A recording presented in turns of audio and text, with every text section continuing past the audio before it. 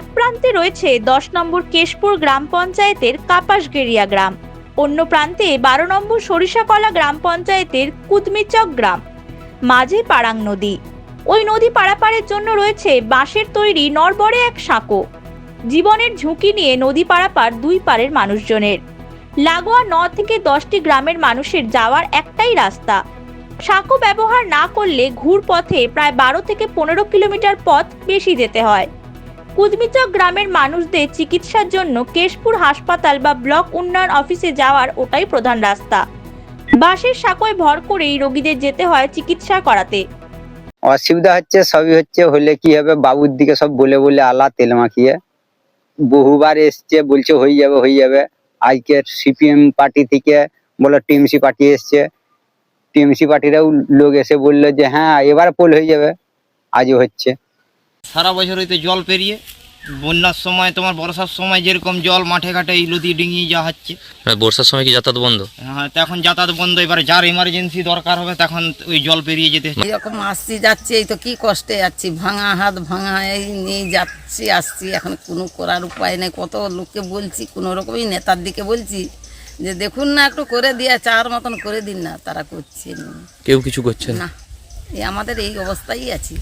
এমনকি আমাদের নদীর এপারে ছিল, জলটুকুন খেতে যাবো তখনও বলছি যে একটু আমাদেরকে অন্তত দুটো বাঁশের অন্তত ফেলে দিয়ে করে দাও।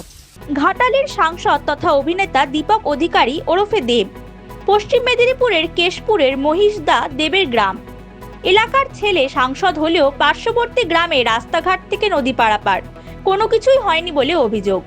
পড়ুয়াদের গলাতেই সেই আক্ষেপের সুর। ছাত্রছাত্রীরা জানাচ্ছে, গ্রামের ছেলে সাংসদ হলেও তাদেরকে এভাবে জীবনের ঝুঁকি নিয়ে নদী পারাপার করে পরীক্ষা দিতে যেতে হয়। অনেকবার জানিয়েছি, আমাদের যেটা যে দেবের একটা গ্রাম, যেটা গর্বের ব্যাপার, তাকেও অনেকবার জানানো হয়েছে। এখানে তৃণমূল সাংসদ তাদেরকেও জানানো হয়েছে, কিন্তু এর কোনো আমরা ফল পাইনি। আমরা আগামী অনেক দিন থেকে যাচ্ছি, অনেকজন এখান থেকে পড়ে গেছে, কার পায়ে লেগেছে, তাকে আমাদেরকে আবার পরবর্তী দিনে সাইকেল করে নিয়ে আসতে হয়েছে। মানে খুবই খারাপ অবস্থা। বীজ না হওয়ার কারণে আমাদের এরকম ভাবে আসতে হচ্ছে। এবার আমরা একজন তো পড়েও গিয়েছিল। আমরা এটাই চাই যে এখানে একটা বীজ হয়ে যাও, যাতে আমরা না বেড়াতে পারলো আমাদের পরে যেতে হচ্ছে, বেরিয়ে যেতে পারে, সেই জন্য।